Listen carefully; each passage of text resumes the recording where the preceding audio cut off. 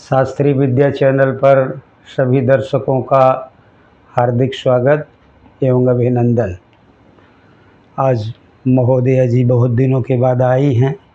कहिए महोदया जी, आज आप क्या प्रश्न लेकर के आई हैं? सबसे पहले प्रणाम गुरु जी। आयुष्मती हो, आपका कल्याण हो। मैं डेफिनेटली बहुत दिनों बाद आई हूँ, बट मैंने आपके सारे वीडियोस देखे। हम ज्योतिष के बारे में एकदम डीप अंडरस्टैंडिंग समझ रहे हैं, और ये मतलब पंडित जी जिस हिसाब से समझाते हैं ज्योतिष का एकदम मतलब छोटे छोटे एस्पेक्ट समझ आ जाते हैं कि ये इसको क्या कहते हैं, इसको क्या कहते हैं। सो आज मैं एकदम ऐसे बहुत ज़्यादा मेरे लिए बहुत डिफिकल्ट टॉपिक है जो मैं लाई हूँ, जो है फलित ज्योतिष।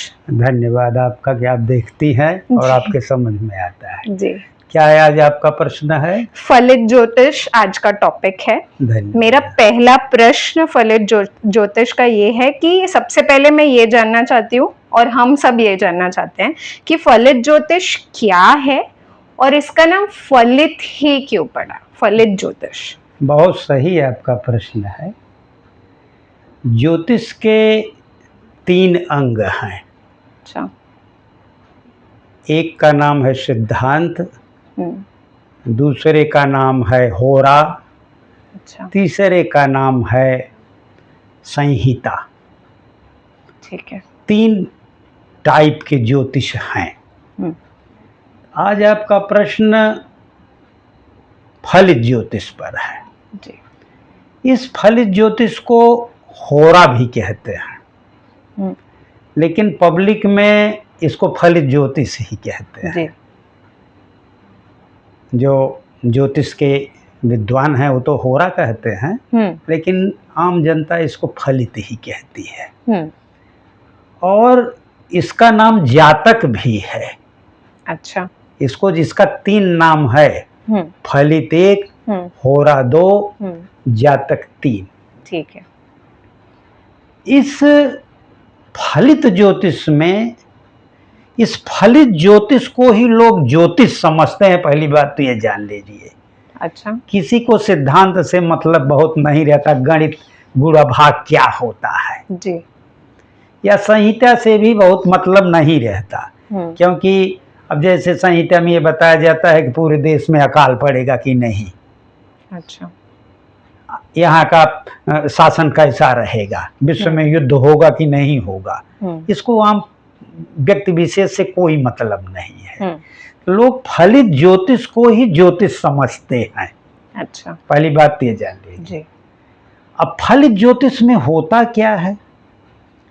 इसमें व्यक्ति विशेष, संहिता ज्योतिष में समूह की बात का फल निकाला जाता है, इसमें व्यक्ति विशेष का फल निकाला जाता है। अच्छा। आपका, मेरा या जो भी मनुष्य हैं उनका फल निकाला जाता है। इसमें जो फल निकाला जाता है ग्रहों के माध्यम से, नक्षत्रों के माध्यम से, राशियों के माध्यम से, उनके शुभ और अशुभ के प्रभाव का अध्ययन इस फलित ज्योतिष में किया जाता है। उनके शुभ प्रभाव हैं, अशुभ प्रभाव हैं। इसमें जन्म स्थान के और वो जन्म दिनांक के आधार पर, जन्म के समय के आधार पर कुंडली बनाई जाती है और व्यक्ति विशेष के बारे में बताया जाता है। और इस फलित ज्योतिष के द्वारा ही हम अपना फल जानते हैं। और यह व्यक्ति विशेष की सब बातों को बताता है। आपकी लंबाई कैसे होगी, चौड़ाई कैसे होगी, रंग कैसा होगा, स्वभाव कैसा होगा, धन कैसा होगा, बाल बच्चे कैसे होंगे, शादी की बात कैसे होगी, ये सब बातें फलित ज्योतिष में बताई जाती हैं। अच्छा। आपका व्यवसाय कैसे जाएगा, आपका धार्मिक होगे कि नहीं अधार्मिक होगे, कब मरेंगे, कब जिंदा रहेंगे, तलाक होगा कि नहीं तलाक होगा, आपका आय का क्या साधन रहेगा, मोक्ष प्राप्त करेंगे नहीं प्राप्त करेंगे, ये सब बातें इसमें बताई जाती हैं। ठीक है, ये है फलित ज्योतिष। जी। तो शायद आपको समझ में आ गया होगा फलित ज्योतिष किसे कहते हैं, और इसका नाम, दूसरा प्रश्न है, इसको फलित क्यों कहते हैं? जी। फलित इसलिए कहते हैं कि इसके अंतर्गत व्यक्ति विशेष का फल निकाला जाता है। अच्छा। फल निकाला जाता है कि अच्छा फल दे रहा है कि खराब फल दे रहा है, शुभ फल है कि अशुभ फल रहेगा, दुख रहेगा कि सुख रहेगा। फल निकालने के नाते ही इस का नाम फलित ज्योतिष पड़ा।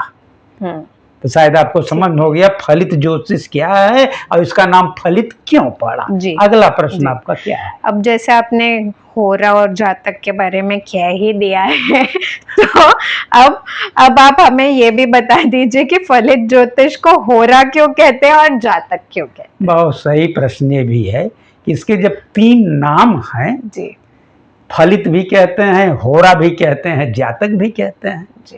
ये बहुत गूढ़ प्रश्न है।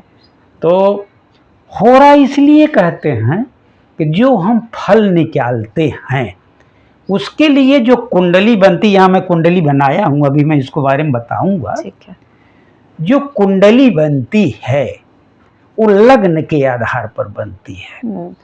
और होरा माने होता है 24 घंटा, होरा माने होता है घंटा। ये अहोरात्र का शॉर्ट फॉर्म है, जान लो। अ कट गया है, त्र कट गया है, होरा बचा, शुरू का अक्षर कटा, बाद का अक्षर का, अहोरात्र। अ कट गया, त्र कट गया, तो होरा बचा। होरा माने घंटा। 24 घंटे का एक दिन होता है, सावन दिन जिसको कहते हैं। और 2-2 घंटे पर एक एक राशियां पूर्वी क्षितिज पर उदित उदय होती हैं। उसी के आधार पर लग्न निर्धारित किया जाता है। लग्न की राशि यानी 12 राशियां 24 होरा के अंतर्गत आ जाती हैं। ठीक है। एक एक राशि 2-2 घंटे की होती है। तो 12 राशियां 24 घंटे में हो गई। तो होरा के अंतर्गत आती हैं ये राशियां, 24 घंटे की होरा के अंतर्गत आती हैं, क्योंकि हमारा दिन होता है। इसीलिए इसका नाम होरा पड़ा। तो शायद आप समझ गए होंगे फलित ज्योतिष का नाम होरा क्यों पड़ा। जी। क्योंकि हम फलित तो निकाल लेंगे, लेकिन इसे होरा के ही, अगर उसका लग्न नहीं निकलेगा तो हम कुंडली ही नहीं बना पाएंगे। ये पहला भाव जो दिया गया है, ये पहला भाव है, ये लग्न का भाव जिसमें 2 लिखा है। पहले हम यही निकालते हैं। अच्छा। और ये निकालने के बाद अगर ये निकल गया, सब राशियां अपने आप भर दी जाती हैं। 2 3 4 5 6 7 8 9 10 11 12 राशियां होती हैं। पहला निकल गया तो सब, पहला निकल गया, सब अपने आप राशि भर दी जाती, फिर कोई दिक्कत नहीं रहती। ये पहला लग्न जो है होरा के आधार पर ही होता है, राशि के आधार पर, जो कि पूर्वी क्षितिज पर उदित होती है। तो 24 घंटे में 12 राशियां उदय होती हैं। तो लग्न निकल गया, कुंडली बनाना सरल हो जाता है। तो शायद इम्पोर्टेंट, हाँ, ये बहुत इम्पोर्टेंट चीज है लग्न निकालना, इसीलिए इसको होरा कहते हैं। ठीक है। तो आपके समझ में आ गया होगा कि इस फलित ज्योतिष को होरा क्यों कहते हैं। जी। अगला प्रश्न आपका क्या है? अगला था कि होरा आपने बता दिया, अब जातक भी बता दीजिए। हाँ, जातक क्यों कहते हैं? मैंने बताया कि इसको होरा भी कहते हैं, फलित भी कहते हैं, जातक भी कहते हैं। जातक हम कहते हैं क्योंकि जन्म के आधार पर ही कुंडली बनती है। जो बच्चा पैदा होता है, जिस समय पैदा हुआ, जहां पर पैदा हुआ, जिस तिथि को पैदा हुआ, डेट को पैदा हुआ, उसी के आधार पर तो कुंडली बनती है। तो जातक के जन्म के आधार पर होने के नाते इसका नाम जातक भी है, क्योंकि ये कुंडली से ही रिलेटेड है।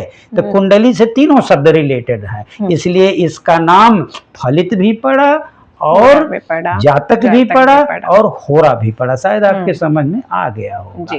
अगला प्रश्न आपका क्या है? ठीक है, हमने समझ लिया फलित ज्योतिष क्या है, उसको क्या क्या बोलते हैं।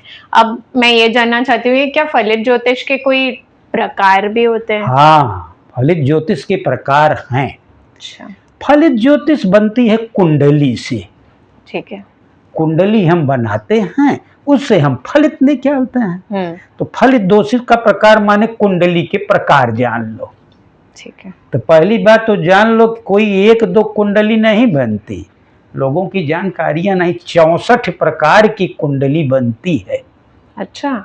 64 टाइप्स ऑफ कुंडली, जिसमें कि उसके जो टाइप हैं वो तो कुंडली की एक हो गया जी।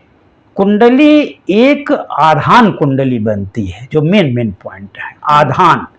आधान बच्चा पैदा होने के पहले ही बन जाती है, इसको लोग नहीं जानते, कम जानते हैं। आधान कुंडली उसे बोलते हैं। जिस समय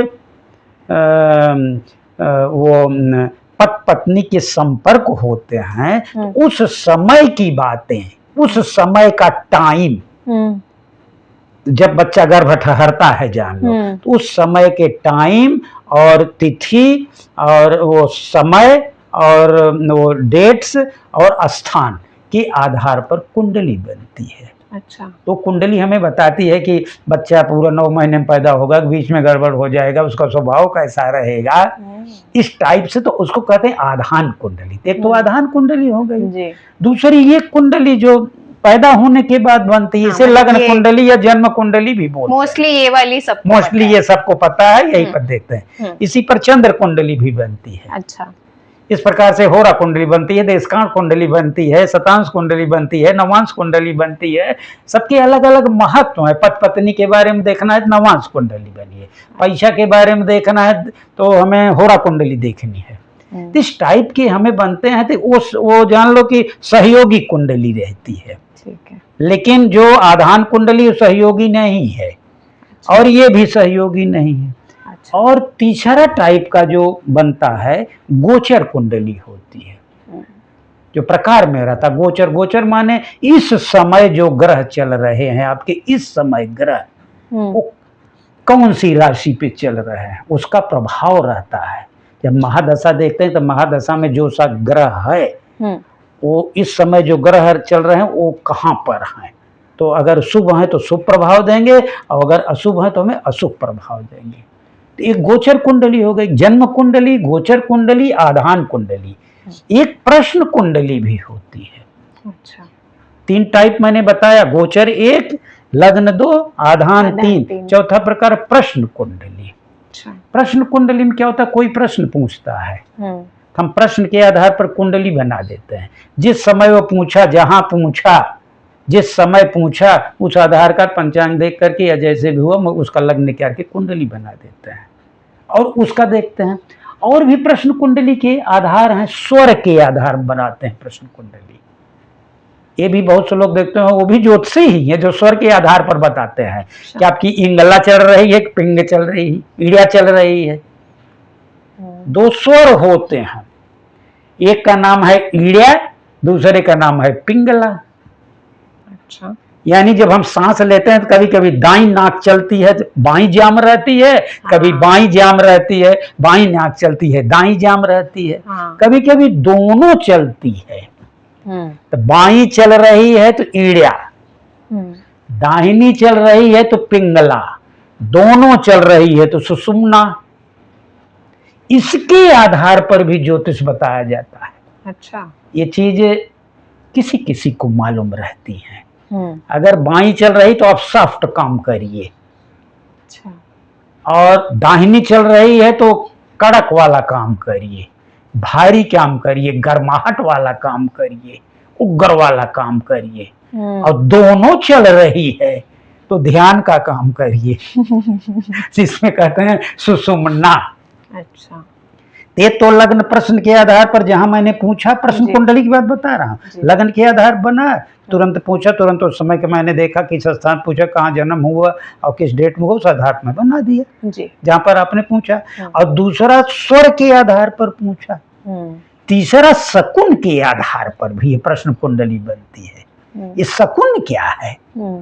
शकुन होता है जैसे आते समय सियार बोल रहा है, बिल्ली रो रही है, अच्छा हो रहा है, बुरा हो रहा है, छिपकली गिर गई, लोग पूछने आए, तो उसके आधार पर भी कुंडली बनती है। किस समय गिरी, कहाँ गिरी, और वो किस डेट को गिरी, उसके आधार पर उसका फल निकाला जाता था, आपके ऊपर क्या फल पड़ेगा। ये भी एक ज्योतिष है कुंडली के। एक प्रश्न कुंडली एक कुंडली के प्रकार है। एक और है, वर्ष कुंडली बनती है। अच्छा। इसको ताजिक कुंडली बोलते हैं। ये तजाकिस्तान से आया है। अच्छा। एक देश है तजाकिस्तान, वहां से इसको लिया गया है। वो ताजिक कुंडली जब पैदा हुए तो 1 साल के बाद उसी समय के आधार पर उस समय क्या क्या चीजें ग्रह हैं और राशियां हैं, उस समय के उसके आधार पर की वर्ष कुंडली बनती है कि वर्ष में क्या क्या होगा। अच्छा, देखते होंगे तो वर्ष कुंडली भी बनती है, तो व्यक्ति की हम वर्ष कुंडली बनाते हैं तो ताजिक के आधार उसको ताजिक कहते हैं, नीलकंठी उसका नाम है। तो शायद आप समझ होंगे कुंडली के प्रकार क्या क्या हैं, इसी के आधार पर कुंडलियों का निर्माण होता है। बहुत बड़ा विशद कोर्स है ये, तो आज इसमें अंतर्गत आया है, मैं संक्षेप में बता दे रहा हूँ, और बहुत विशद कोर्स है। अगला आपका क्या प्रश्न है?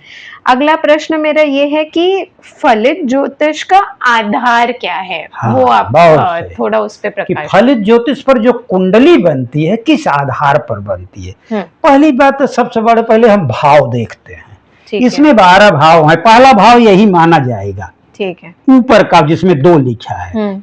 इसमें घड़ी की जैसे उल्टा चलता है, ऐसा दाहिने हाथ ने बाएं की तरफ चलता है। तो 1 2 3 4 5 6 7 8 9 10 11 12 भाव इसमें होते हैं। ये जानना अत्यंत आवश्यक है, जानेंगे ही नहीं। और जो ये 2 3 4 5 लिखा है 7 8 9 10 ये राशि है। अच्छा। इसको राशियां एक हम लग्न निकाल लेते हैं, फिर 12 राशि भर देते हैं उसके आगे की गिनती। अच्छा। इस राशि और ये जो लिखे हैं तो ये हो गया भाव।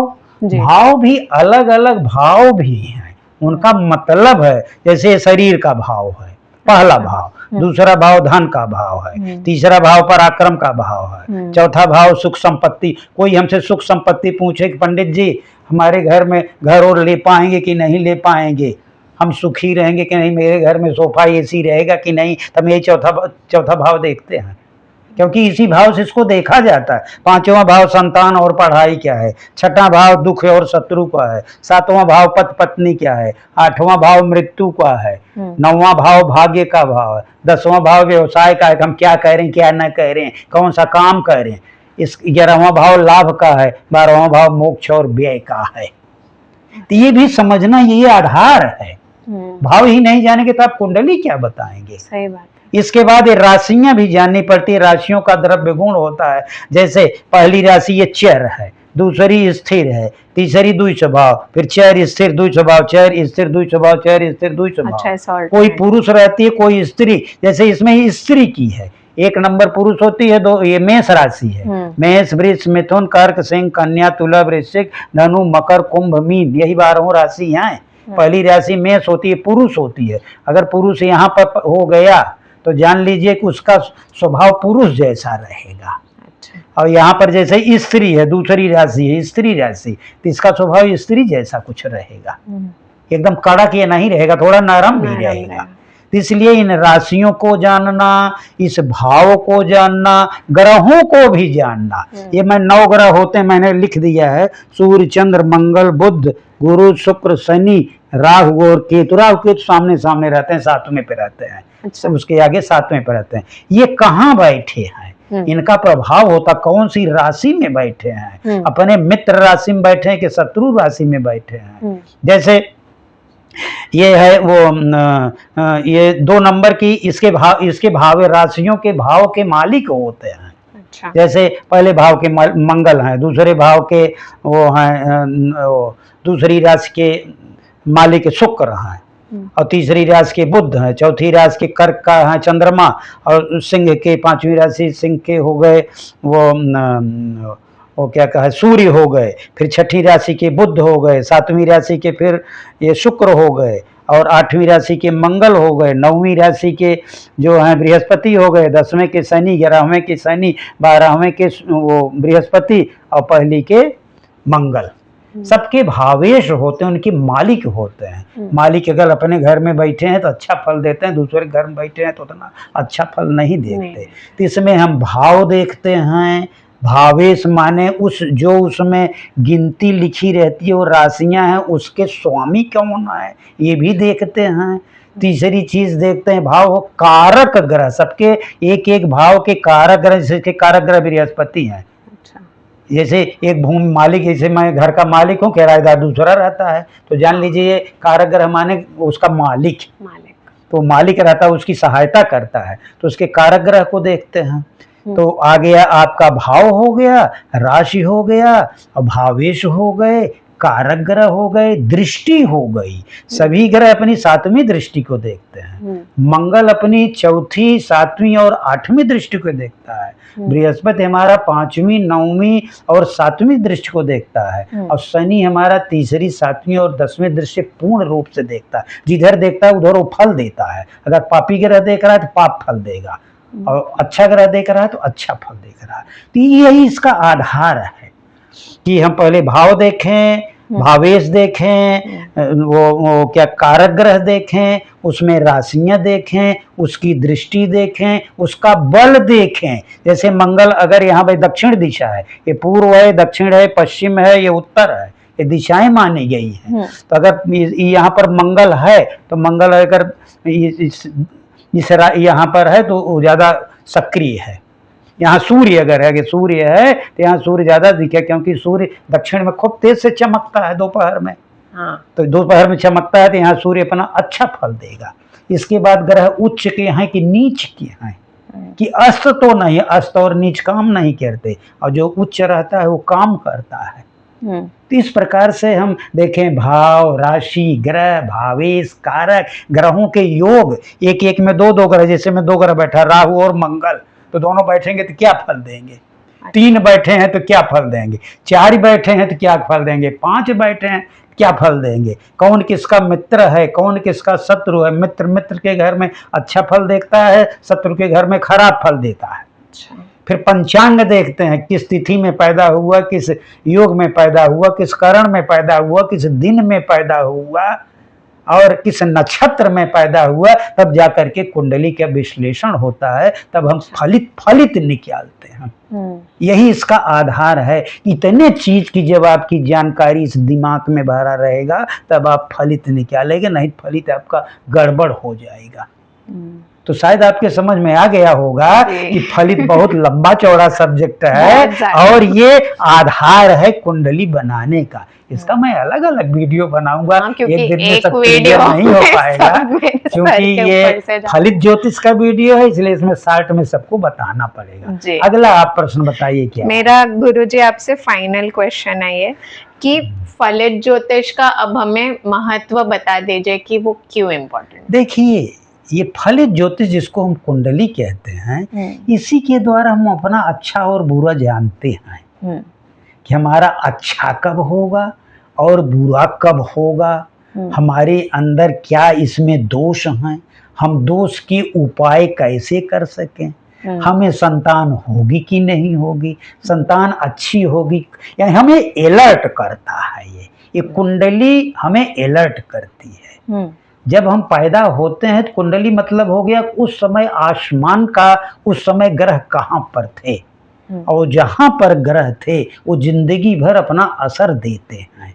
जब वो घूमते घूमते घूमते घूमते गोचर माने होता है कि इस समय कहाँ पर है वो ग्रह, अगर उस जगह पे आ गए तो बढ़िया फल देंगे, अच्छा फल देंगे। जहां पर वो थे, शुभ ग्रह हैं तो शुभ देंगे, अशुभ हैं तो अशुभ देंगे। इसमें महादशाएं भी देखी जाती हैं। योगिनी दशा देखी जाती है, विंशोत्तरी दशा देखी जाती है, अष्टोत्तरी माने 108 वर्ष की, 120 वर्ष की महादशाएं हैं, जिसमें कि महादशा है, अंतरदशा है, प्रत्यंतर दशा है, प्राण दशा है, सूक्ष्म दशा है। उन दशाओं का प्रभाव रहता है। इन सब चीजों को जान करके हम अपने बारे में विस्तृत रूप से जान सकते हैं, हमें सही दिशा मिलेगी। अगर मान लीजिए कोई चीज यहाँ पर कमजोर है, सपोज कर लीजिए हमें ये पढ़ने का कालम है, 5वां कालम है, ये हमें कमजोर है, तो हम और मेहनत से पढ़ें, क्योंकि ये कालम मेरा कमजोर है। मान लीजिए ग्रह मेरे कोई खराब है, सूर्य हमारा खराब है, यहाँ पे सूर्य 7-8, ये यहाँ पर शुक्र जो है ये आपके 8वें भाव में गया है, शुक्र खराब है। तो शुक्र देवता की हम पूजा करें, उनके मंत्रों का जप करें, उनके हम वो हवन करें, इससे वो सुधरेंगे। उनकी हम रत्नों को धारण कर सकते हैं, उनका हम रत्न करें, उनका जप करें, उनका हम व्रत रहें, और जो उनके देवता हैं, जैसे अश्विनी नक्षत्र पैदा हुआ तो अश्विनी कुमार हमारे देवता हो गए। या जिस नक्षत्र में पैदा हो उस नक्षत्र के देवता होते हैं। जी। तो हम जान गए अगर इस चीज को, तो हम उस देवता की पूजा करके अपनी कमियों को दूर कर सकते हैं। मतलब सोल्यूशन है, सोल्यूशन इसमें है। आप अपने बारे में जान सकते हैं कि हमारे जिंदगी में क्या होने वाला है, कब होने वाला है, इस समय क्यों ये समस्याएं आ रही हैं, तो उसका आप समाधान निकाल सकते हैं।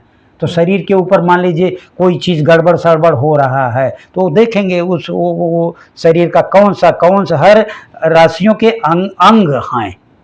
जैसे पहली राशि क्या, इसका सिर है, दूसरी राशि क्या, मुख है। तो मुख में गड़बड़ी अगर हो रही तो हम देखेंगे कि दूसरी राशि कहाँ बैठी है, उसमें कौन से ग्रह बैठे हुए हैं। अगर वो ग्रह गड़बड़ हैं तो उसका ग्रह का उपाय क्या है, हम उपाय करके उस रोग को दूर कर सकते हैं। अच्छा। तो यही सब इसके महत्व है कि हम अपने बारे में विस्तृत रूप से जानेंगे और बिना विलंब के उसको हम ठीक कर सकते हैं। हम अपना विवाह कब होगा, हम करियर कैसे बनाए, हमारा स्वास्थ्य कैसे सुधरेगा, अगर इसमें कुछ गड़बड़ है तो हम उसको सही कर सकते हैं। अच्छा। यही इसका महत्व है। शायद आपको समझ में आ गया होगा कि इस कुंडली का महत्व होता क्या है। क्योंकि ये आपको डरवाती नहीं, आपके भविष्य का भाग्य विधाता नहीं है, आपको अलर्ट करती है कि ये चीज होने वाला है। अब होने वाला है तो आप इसमें जरा मेहनत करेंगे तो इसमें सुधार हो सकता है। व्यक्ति अपने भाग्य का विधाता खुद है, कुंडली भाग्य का विधाता नहीं है। आपको अलर्ट करती है कि ये प्रॉब्लम, तो हम इससे अलर्ट हो जाएंगे। पढ़ने में कमजोर हैं, हम और तेजी से मेहनत करने लगेंगे। अगर इसमें कमजोर हैं, हमारा पराक्रम भाव कमजोर है, जरा हम और ताकत वाली चीज खाएंगे। तो शायद आपको समझ में आ गया होगा कि इस फलित ज्योतिष का महत्व क्या है। और आगे का कोई प्रश्न हो बताइए। मैं जितना आपकी बातों से पंडित जी समझ पा रही हूँ, मतलब कुंडली से इंसान ये समझ सकता है कि क्या क्या चीजें हो सकती हैं, मतलब काइंड ऑफ अलर्टनेस हो सकती है, लेकिन उसके बाद वो चीज चेंज करी जा सकती है अपनी मेहनत से। बिल्कुल, मेहनत से हम उसको, यही ये पक्का परमानेंट नहीं है, हम उसको मेहनत करके उसको सुधार कर सकते हैं जी। बस शायद आपके प्रश्न समाप्त हो गए होंगे। बस इसी के साथ मैं अपनी वाणी को विराम देता हूँ। आप लोगों का बहुत बहुत धन्यवाद एवं आभार।